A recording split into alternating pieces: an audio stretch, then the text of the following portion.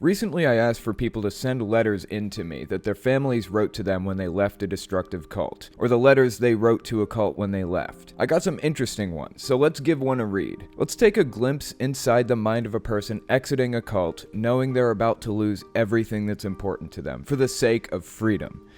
Let's get into it.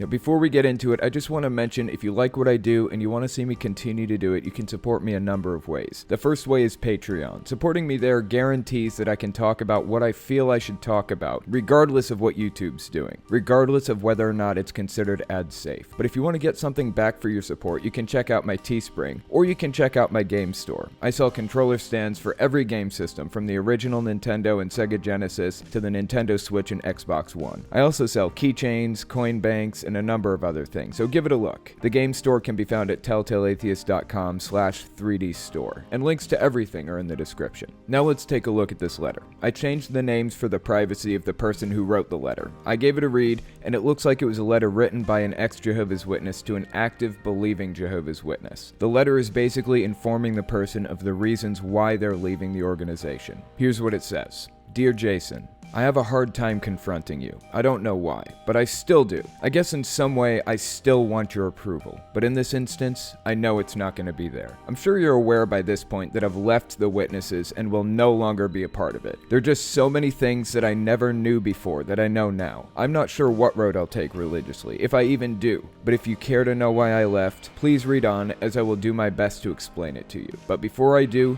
let me talk about our journey from leaving to going back. Back in 2013, I felt strongly about moving to Virginia. It was going to be my clean break. I knew that there were things about the religion that were not founded on truth, but I still went to the occasional meeting and went in service, if only to appease my in-laws. I wasn't ready to stand on my own yet. For a while, I started thinking that maybe I was missing something, that this really was the truth. So I started putting more effort into it. Things just never seemed to go well. Then you and I started to, in my opinion, get a little bit closer. Although I never felt very close to you. I always felt like I put more effort into a relationship with you than you put toward me.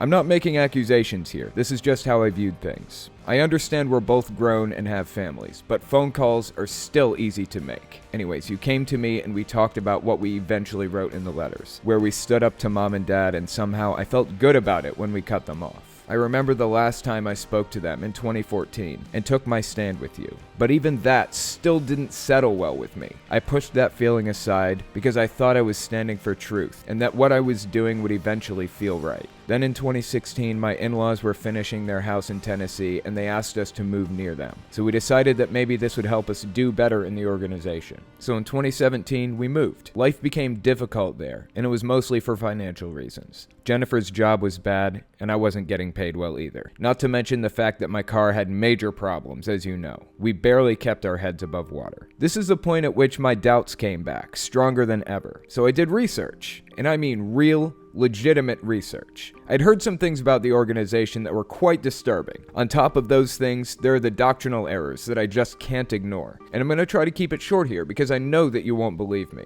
All I can ask is that you look it up for yourself. The first one really bothered me when I found out about it. And this isn't the only instance to be found. There is a huge sexual abuse cover-up going on in the organization, and a simple Google search will show you that it's here in America and all over the rest of the world. The Watchtower Society has been fined literally millions of dollars for their mishandling of this problem. This is just one example, and it was the start of it for me. The Australian Royal Commission Case Study 29. There were multiple testimonies regarding child safety practices and how badly mishandled and stuck in their ways the Jehovah's Witnesses are. They refuse to abandon the two-witness rule. Also, the extreme lack of love toward anyone who chooses to disassociate for any reason, and how they enforce a non-biblical view of shunning. As told by the governing body member Jeffrey Jackson, disassociated ones aren't shunned even if they celebrate holidays. However, when you're born in as a witness, you know that to be completely false. Not only are they shunned, but they're treated as if they don't exist. This is on the website from the Australian government. The biggest problem I had with this, and what led me to ultimately leave, was that Jeffrey Jackson got onto the witness stand, swore in under a court of law with his hand on the New World Translation of the Bible, and lied about practices and policies that are part of the religion. I promise, if you look it up, you will find it and see that I'm telling the truth about this. Shunning is a form of emotional blackmail. This is definitely not the way that Jesus would have ever treated others. The Good Samaritan and the prodigal son stories alone demonstrate that to me. But add in the words of the Apostle Paul from 2 Corinthians 2, 1-7, and look at the real context, and you can't say that shunning is in any way biblical. He mentions that the majority who rebuke him is sufficient so that the person doesn't become overly saddened. This shows that there was to be more mercy than hard and fast rules. At the 2016 regional convention, there was a video of a disfellowshipped girl who tried to reach out to her parents and they wouldn't answer the phone. What if she was in a dangerous situation? What if she was hurt or worse? But that's how the society wants its followers to treat people. Also remember that in that video, the reason she gave for coming back wasn't because she wanted to serve Jehovah. She wanted to be with her family. I'm just asking you to think about that. If you don't believe me, please look it up and rewatch it. It can be found on YouTube easily. If you read the article from the January 8th, 1947 Awake magazine, a Jehovah's Witness publication, it shows that Jehovah's Witnesses were set against disfellowshipping, then took a complete turnaround in the 1950s. Then it wasn't until the 1980s when disassociated people were supposed to be treated like disfellowshipped people, shunned. This was after the organization did some cleanup work of the Bethel members for quote-unquote apostasy. Another big thing is the failed predictions. If you look through the society's own literature, you'll find multiple dates for the end of the world. 1914, 1925, 1975, and the list goes on. Each and every time, they always blame the publishers for going ahead or some other excuse when the wording in their own literature pointed to it. They have nobody to blame but themselves. Deuteronomy 18:20 says, "A prophet who presumes to speak in my name anything that I have not commanded, or a prophet who speaks in the name of other gods is to be put to death." Then there's this whole push to baptize children at a younger and younger age, where in the Bible, Jesus, who was a perfect man, didn't get baptized until he was 30. What's even worse is when the child grows up, if they decide they don't want to be a part of it anymore, they're still subject to being shunned and ostracized from their families. Would Jesus ever do that to someone?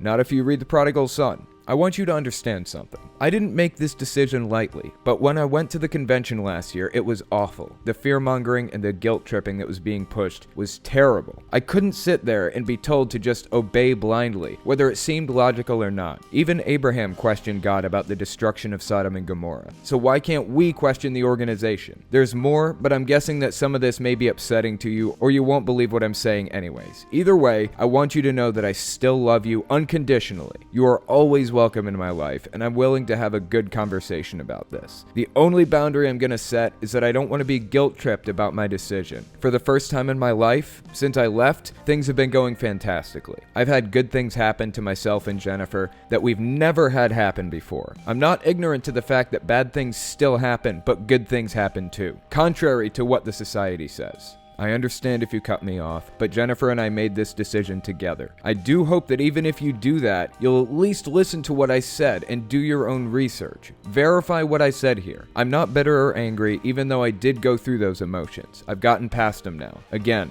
I love you, and I want you to remain in my life. We can continue this conversation if you want. That's where the letter ends. Attached to the letter was a copy of the 1947 article by Jehovah's Witnesses where they condemned shunning. This letter was written to somebody as a last plea, a last hope, that what they say will get through to them, because they understand that it's over. Their relationship almost certainly has no chance of surviving. Jehovah's Witnesses are so completely insulated from the real world and indoctrinated to do horrific things in the name of the Watchtower Society that shunning seems normal. It seems like the natural path. This letter was written as a last-ditch effort to reach the person and make them realize that there are problems with the religion. Try to get them to make the connection that the Watchtower Society has de facto lost God's mandate. If they start to realize that they aren't following Bible standards, then there might be a chance they won't shun him after all. I did the same thing with my mother the last time I talked to her. Tried to point out all the flaws in the religion, to make her snap out of it, to make her realize that this organization is poison from the ground up, and it isn't following Bible standards. If you can make them realize that, then maybe, just maybe, they won't completely cut off contact. It didn't work in my case. I haven't talked to my mother in years. I probably never will again. and I can only assume that that was the end result for this person too. But if there's one thing I can say with absolute certainty, it's that there are an awful lot of people out there with the same story. It isn't a unique one. There are lots of us out there who have been battered, bruised, and fucked over by the organization who's intent on destroying anybody who doesn't buy everything they're selling without question. I remember listening to a clip from Seth Andrews' podcast, The Thinking Atheist, when he did an episode on Jehovah's Witnesses. And at the end, after talking to an ex-Jehovah's Witness guest, he said, "I know you've lost everything in your life. I know they refuse to talk to you. I know you'll never talk to your mother or your father or your brothers or sisters or your best friends from childhood again. But we'll be here. Lots of us are going through the same thing, and we're your new family. So we can be your new family. We understand how it feels to have the rug pulled out from under you and have absolutely nothing left in your life. We'll get through it together. We'll look like a goddamn train wreck coming out the other side, but we will make it through together." Anyways, that's all I've got for you. No advertisements today. Go find an ex-Jehovah's Witness or anybody who's currently being shunned and get dinner with them tonight. Thanks for watching, guys.